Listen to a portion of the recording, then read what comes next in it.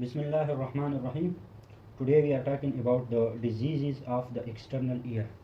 The diseases of the external ear is classified into congenital disorder, traumatic disorder, inflammatory disorders, and neoplastic disorders. So today we are talking into the congenital disorder.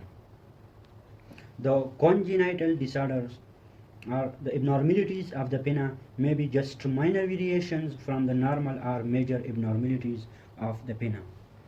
Number one is the inertia. Inertia. The inertia is a complete absence of the pinna and lobule, and they usually form part of the first arch syndrome. It is complete absence of pinna and lobule. Inertia is complete absence of pinna and lobule. It is the first part of the first arch syndrome. First arch syndrome. The second number is the microtia or microtia. Microtia. The microtia is a major developmental anomalies of the external ear. Degree of microtia may be vary. It frequently associated with anomalies of external auditory canal. Anomaly of external auditory canal and middle and internal ear abnormalities. There is also maybe the middle ear and internal ear abnormalities.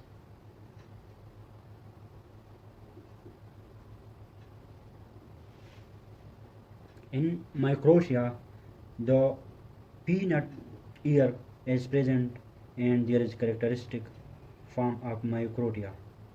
The peanut ear is present in microtia, that is appear as a peanut. Hearing loss is frequent in microtia. Now we'll discuss about the third number, that is the macrotia. Macrotia. The macrotia is excessively large pinna. In the macrotia there is large pinna. The number 5 is the bat ear.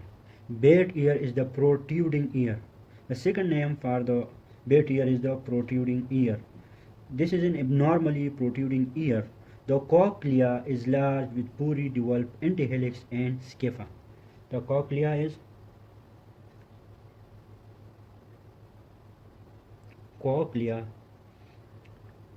large with poorly developed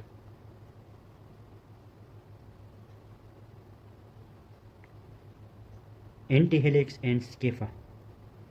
Antihelix and scapha.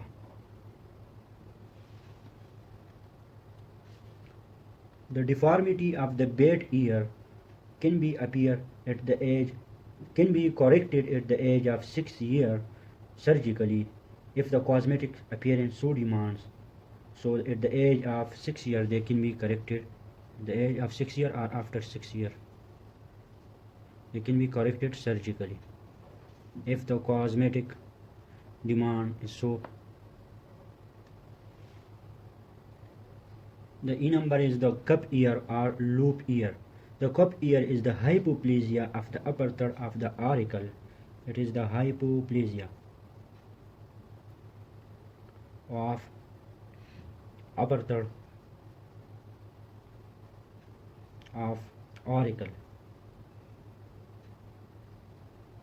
Upper portion of the helix or pinna is cupped shape. Cockle shell ear or snail shell ear. Snail shell ear or greater deformities of cup ear. The G number is the Cryptotia or cup ear. Cryptotia or pocket ear. In the Cryptotia or pocket ear, upper third of the auricle is embedded under the scalp skin. Upper third of auricle is embedded under the scalp skin.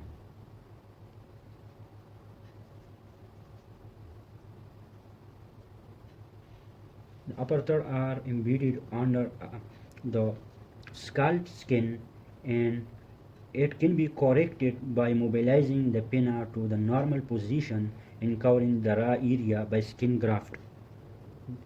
There is we graft by skin graft are needed for Cryptotia. The H number is the Columba Columboma.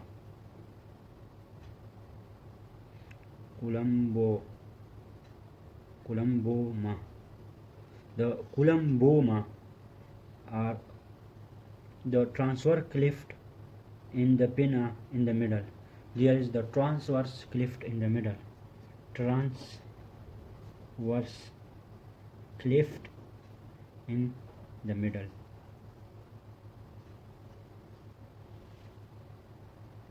The I number is the minor deformities. In the minor deformity, there is absence of the tragus, or there is a Darwin tubercle. In the Darwin tubercle is a pointed tubercle on the upper part of the helix and represent apex of the pinna of the lower anti and Stahl's ear. The helix, which should normally be folded, is flat and the upper crust of the antihelix is duplicated. The upper crust of the antihelix is duplicated and reach the rim of the helix, and it can be corrected 6 weeks of life. This is the minor deformities of the middle ear. Or there may be the absence of the tragus. There is the Darwin tubercle may be present. In the Darwin tubercle is pointed tubercle on the upper part of the helix and represent the apex of the pinna of the lower animals. And number 3 is the Stahl's ear. The helix should be normally be folded is flat, and upper crust of the antihelix is duplicated and reach the rim of the helix, and it can be corrected in the first 6 weeks of life.